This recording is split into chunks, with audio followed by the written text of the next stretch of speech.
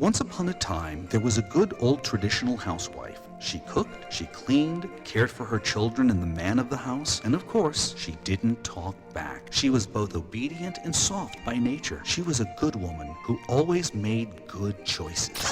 Shut that shit off. We're good moms, bad choices. Two single moms Who said fuck the patriarchy shared all their bad choices and found out they weren't so bad after all. We're experts, oversharers, and your new besties. sit back and enjoy the ride.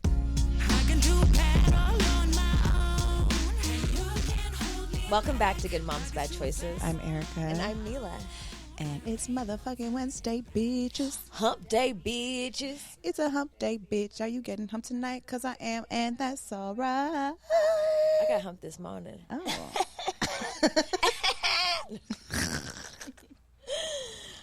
How are you, dear? I'm good. I'm great. I worked out this morning. I got in the steam room. I recently joined a gym, so I feel Your like steam room at your house? No, Oh, I don't have a steam room at my house. But thank you You for have a thinking sauna. that I do. You have a sauna. I do. Those are two different things. Oh, okay, whatever. I joined a gym finally because I was class passing my life away and I got tired of the shit. I love class pass, but I needed to just commit to the gym. So now I've followed suit to you. I joined a Bougie gym and I love it because I'm a bougie bitch. I'm telling you, like, the bouginess is, I feel like this is the era of bouginess. Like, I wish that my bougie gym was more black, but then I'm also like, you know what, I don't need any friends. I don't want anyone to talk to me. But, yeah. My bougie gym got the black people. It's like, it motivates you to get to the fucking gym. It has to be bougie. I feel like I'm at a spa every time I go. I'm like, this is the right choice. Yeah. I saw my baby daddy at the gym. I saw Schoolboy Q at the gym. I'm definitely not going to see my baby daddy at I my saw gym. K-Cola at the gym. Everybody's at the I gym. saw my ex's new girlfriend at the gym. The gym is popping. It I was don't it was a very popalicious gym experience today. I said, whoa. I wonder if my gym will let me be the DEI inclusion. Hey, it's me. I just joined, and I have a proposition. For $100 off, I can be your DEI inclusion. I appointed myself. Here's my list of people who want to come, so just make it happen. Bye. Yeah, so it was good. I worked out with my baby daddy, which was it never happened ever in life, so that was interesting. I'm getting ready to go on a trip with him. I was going to say, when this episode comes out, we'll have come back from the trip with your baby daddy. You guys, we are going on a vacation. We're going on a retreat, but after the retreat, her baby daddy is coming with her child, and we decided, because we're crazy, we're going to all stay in the same house together, and that's going to be interesting. This is called growth.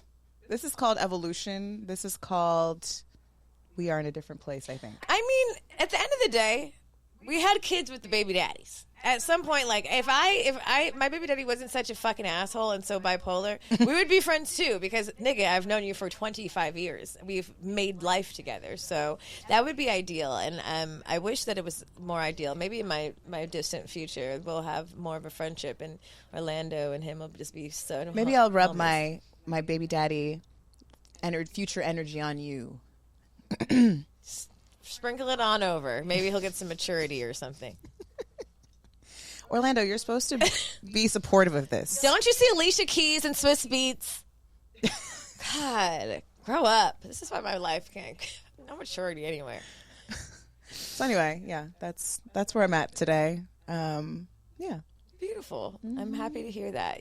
7 years ago when we started this podcast, I don't think we'd ever thought we'd be, any of us, either one of us, no one would be here. So lots of growth has happened. I'm proud of you. Thank you. Actually, check back in June. Yeah, like let's see how I hated it. I threw him off a cliff. Let's see what happens. Check back in June. Actually, we're talking pre-trip. I'm sure it's gonna be fine though.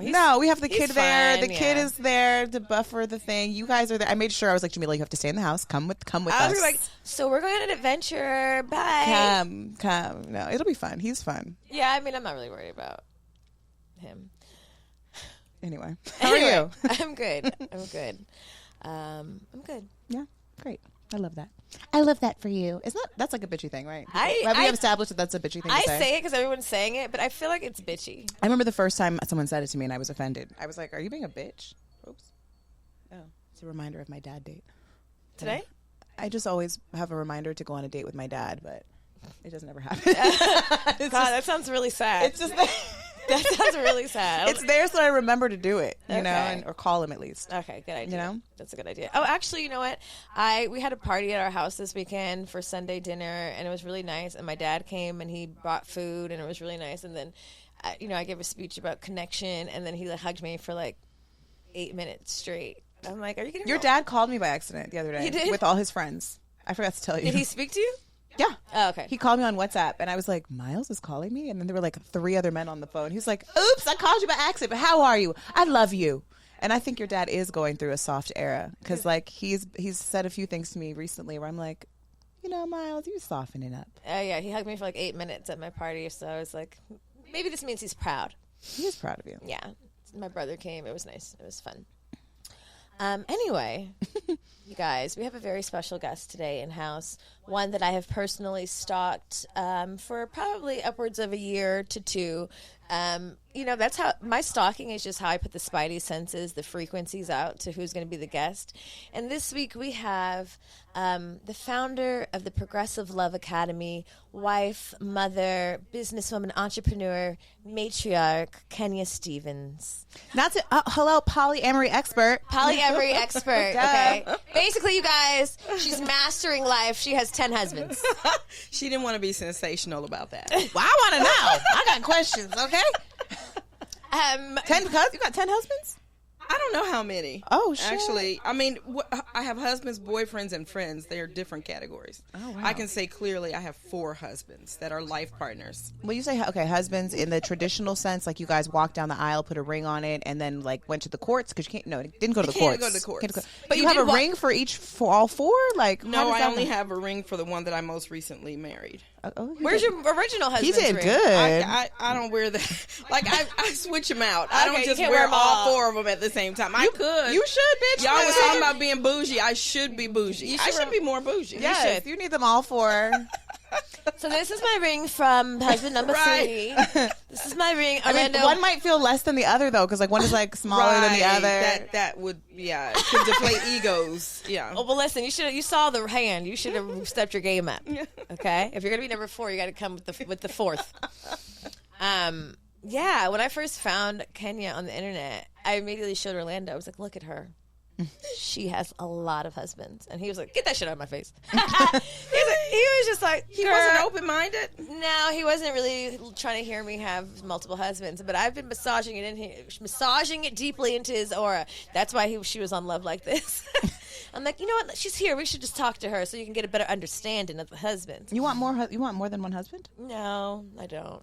But I'm not opposed to having friends, like other friends. I do think that I don't know. I feel like there's probably a point in relationships where you're like, yeah, go hang out with Betsy, nigga.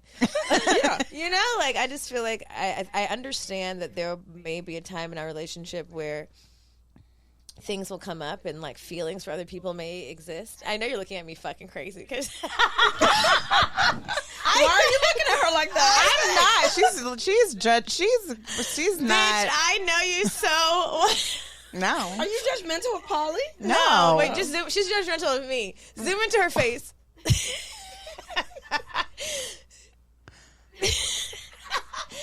Because she thinks that I'm jealous. Really? Of what? I don't think that I'm. I don't think that she thinks she's you're jealous. too jealous to ever consider polyamory. Okay. I don't think ever. I just think that it's just it's going to take some time. Mm-hmm. It's going to take some time. It does. It's nothing to jump into for sure. No, I'm not pressed. I know that long-term marriage requires a lot of layers of understanding, Yes, it and does. shit happens, and I'm not projecting that in the future. Orlando's going to suggest there be another wife because I probably will cut him, but See? Literally. like, But you don't have to cut him. no. Oh, you mean you not get rid of him? no, she means like You mean actually. with a knife. She means like violence. Oh! She means like actually. Shank. Come see me first. Do not do Are you poly familiar with without shanking? first. No, I mean, we've had our experiences. We're not completely monogamous. We're not monogamous. We're honogamous.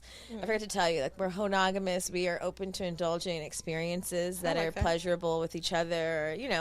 We're open into having the conversations and doing the things. And we've done things, but mostly together. It's interesting. So last night I was watching Couples Therapy, and My favorite show of all time. right, and so I've like tapped in, then tapped out, and like I was like, let me just start a whole new season. I don't care about those other people anymore. I'm bored.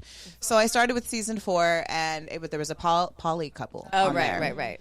And then I was thinking, I was like, wow, I'm going to come here tomorrow and I'm going to interview Kenya, and like I'm watching their dynamic, and that poly couple has some problems. Specifically the man. He might be a narcissist. But I just thought, like, I think their dynamic was interesting because they're not sleeping together. I think there's a lot of misconceptions around polyamory, and I would love for you to speak to those too. But I think one of those misconceptions is that everyone's sleeping with one another. Oh God, no. And specifically with their dynamic on the show was like, one was like a primary, then the other one was secondary. Then they were talking about, like, I have all these words I've never heard of, anarchy or something, relationship anarchy. Yeah, I remember that. I don't remember what that means. But like one of them, like lives in Vegas half the time. She was the original primary. She's a circus, right? She was the original. Yeah, she's in the circus. She's the original primary, but she wanted to go do her career, and so the secondary has kind of come in and become primary, sort of. But like, it wasn't really spoken about. So then primary decided to come to New York and spend more time, and her boyfriend was like not excited about it when she was like, wait, but I'm primary. What the fuck? Like, what are you talking about? Like, you've asked me to come.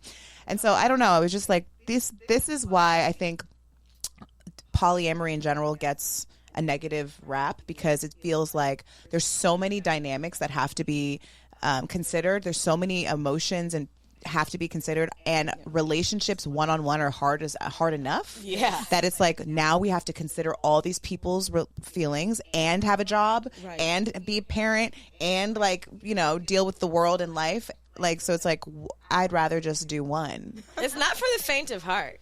No, I mean, I know. And so when I was watching them, I was like, I don't know. I think I fell asleep like after episode 3, but I was like, this ain't gonna work. They ain't gonna, they might need Kenya, because I don't know. Even the therapist was looking at them like, most therapists do not coach poly. I don't know why they're trying to do that. She was looking at him like, you have issues and these bitches need to leave you. Right. I mean, you know what? The one thing I'll say about couples therapy is what you recognize is that everybody's issue stems from childhood. Yes. And it's so much, and it just takes a gentle nudging to figure out from where. Yes. And most people are searching for things to compensate, to fill voids that they haven't even begun to figure out. Yes. And so it's like, you're never going to be in a relationship that's fulfilling because you're literally trying to avoid yourself, and that shit doesn't work. Well, I've not seen couples therapy, so I don't want to, you know, I don't know their situation, but nobody in growing up in the USA in Western culture is ready for polyamory. Polyamory is not something you just decide to do. I don't know why people are doing that. Is it a fad? I mean, has it become a fad? Yeah, I made it a fad. I brought it's a fad. I think for sure. I brought it to the mainstream, and now people think somehow it's easy. It's not. It's something that you really have to be prepared for. So that's what I do, you know. Okay, so when you look at like couples like Neo, okay, and his dynamic, Neo is not polyamorous. Okay, so I was going to ask you, like, what is it? Yeah, what is their perception of what you've seen so far in their dynamic? Is that a polyamorous relationship, or is that just a man getting his rocks off with a bunch of different women and them just getting taken care of? Polyandry. Polyandry means that I'm going to be with all of these women, and these women have to be monogamous to me. That's not polyamory.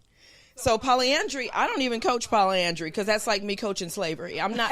You understand? It's like, very one-sided. I'm not going to help you get slaves. I mean, that would be it's not ethical. So I'm happy you put it how that I way. think of, and I'm not judging Neo. I'm just saying he shouldn't call that polyamory unless the women are also free. No, I don't think that They're not. I don't know. I don't know. I heard him say that they choose to be loyal, monogamous to him. And so they choose to be. Yeah, that's what he said. If they didn't choose that, would he be okay with them?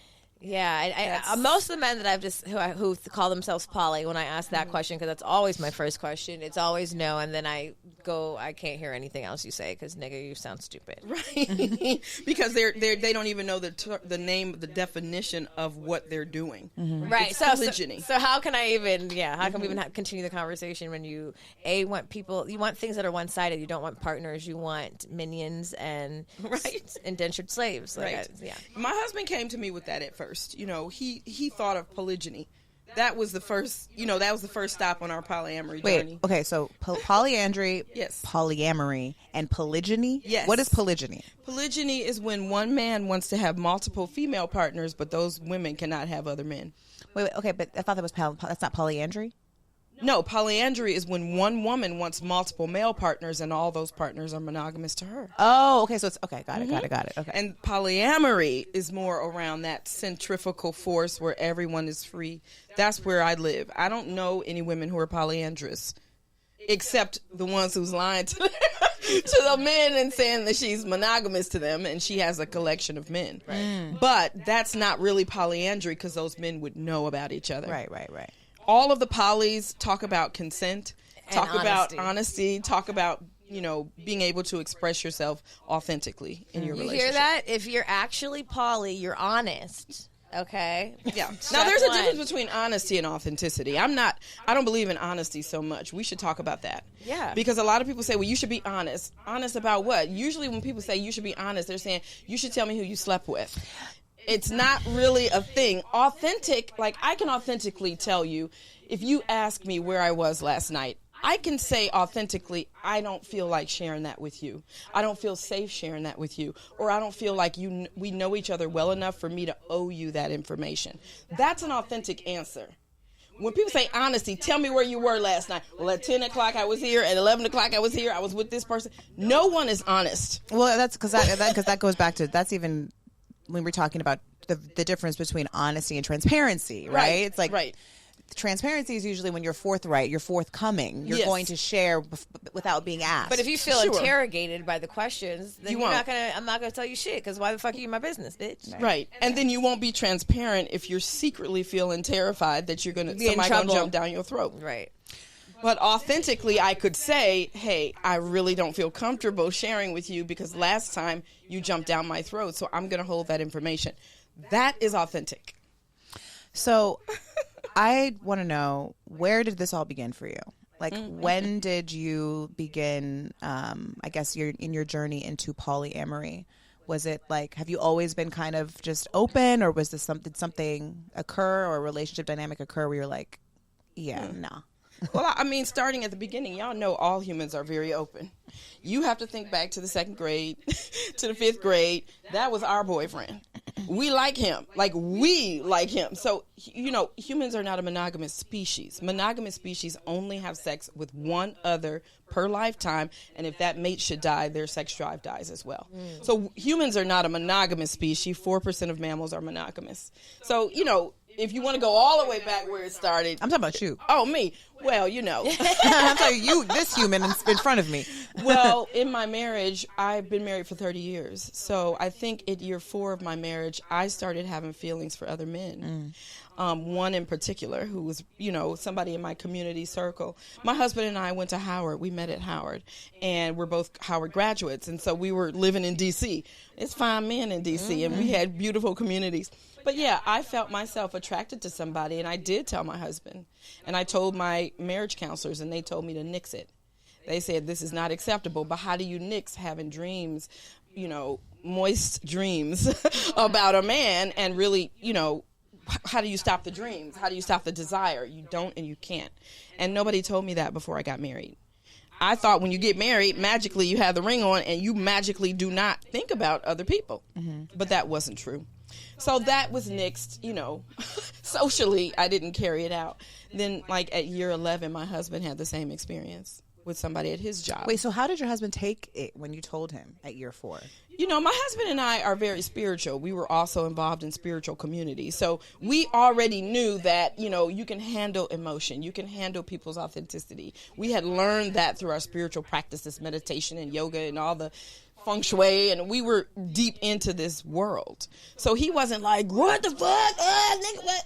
No, he was just like, okay, that's good. What should we do? He wasn't upset. And when he told me about another woman at year 11, I wasn't upset.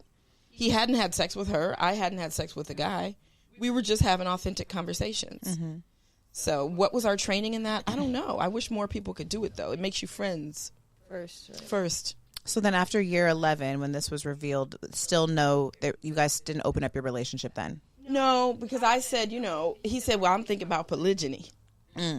Now I was like, what? Like, we not, like I'm from Detroit. Like, I'm not from Mississippi somewhere. I'm not from Africa. I don't know where they do polygyny. If I was just telling him, if you would like to seriously pursue her, I would like to do that as well. And he would just shut me down. Never mind. Yeah. I mean, he did a full U-turn. And for 2 years after that, he dropped that conversation. I mean, we talked about it over those 2 years, but it wasn't until I met somebody again. And I called him from the conference. I was at like a green conference. And I said, babe, like, I met this person who I'm resonating with. And this time he was like, go ahead and talk to him. Okay. Just call me when you're done. Don't go to his room. Just talk to him and see where it goes. And I did. So he sort of let me go first. And like, he never wanted to say, yes, you can have other men. He was just like, oh, it happened. Okay. Like, so what was that first experience like? I don't know if that was the not necessarily that experience, but the experience where you actually did take it to the next step. I'm curious. Like, well, I tried to take it to the next step with that guy. So I did come home. I didn't at the conference, but I came home, told my husband I like him, blah blah blah, and he wants me to come to California and see him and talk to him and get like stay at his house. My husband was like, okay, but I think my husband knew that if he wanted something, he had to let me go first. Like, if you're the main one who wants the thing, it's going to behoove you to let your partner have the same privilege. Right. If not, this is jail. You know, you're just a warden keeping your partner in the jail. Right. And who wants to be married like that? Right. Mm-hmm. So he was like, okay, you can do this. But I was so scared on that plane ride. Then I got to California. He was here working at a startup. And I got to his house, and I just froze. Like, nothing happened. My husband was at home. My husband doesn't even drink. I called him. My kids answered, where's Dad? He's in the basement drinking. I'm like, what? He does not drink. He wouldn't even let me have a sip of wine at our honeymoon. He does not drink. He does not eat sugar. We were vegans. Like, he's everything. He's stressed. All the things. He was stressed if he's drinking. So that's how it started, and then I came home, and we did repair. That's what couples don't really have in their relationship is repair. What is that? That's when you have your animal that gets really upset, emotional. Then you have your ego, which is your story. She's over there. She's probably having sex. What if he's bigger? What if he's better? That's a story. It's never true. And then you have your higher self where you say, okay, what am I learning? How am I growing? How did I feel? And what does it mean? What do I need to do next time? That's your higher processing. So repair happens in your higher processing. So did you guys already have these tools? Like, how did you know to even take these steps with him? Yes, from our meditation, from me having 3 home births, from us being initiated into, African traditional culture, we had a lot of tools. But what we did is sort of reshape what we needed for our relationship. Because, what we found at your 30 years, you're always going to have jealousy. You're always going to have insecurity. You're always going to be angry if some shit happened that you don't like. You don't motherfucking like it. Your animal is not going anywhere. Your ego is not going anywhere. So the tools we've developed help us have the conversation. Even like I can let my animal blast my husband. My husband's animal can blast me inside of a container that we set for that purpose. I was looking at your page last night, and there was a reel that I really appreciated that I never heard. Like, it made much sense, but I never heard it like put this way. And basically, you were saying like, like a lot of people are so busy suppressing the jealousy, suppressing the envy, suppressing the ugly parts about themselves that they never let them out. And what you actually have to do is like let them out, pet them, love them, let them speak, let them roar, and like become one with each of those things. So there's jealousy that we all have, there's insecurity that we all have, there's this this animalistic like raging person. There's all these parts of us, like the shadow side essentially, but we don't give it space and air to speak its mind or to let to release it. Instead, we're so busy being like ashamed of those parts of us, we shut them down immediately before they even see the light, and then there's no integration of those parts of us. And I was like, that makes sense, Yes. But it has to be done in a safe container, because some men hear that, and some people speak about that online, but they don't show you how to set up the container. They don't show you how to soothe that animal, because you can't just let the animal out and then you don't know how to soothe it. The person is not soothable. A lot of people get in their animal and they don't want to feel better.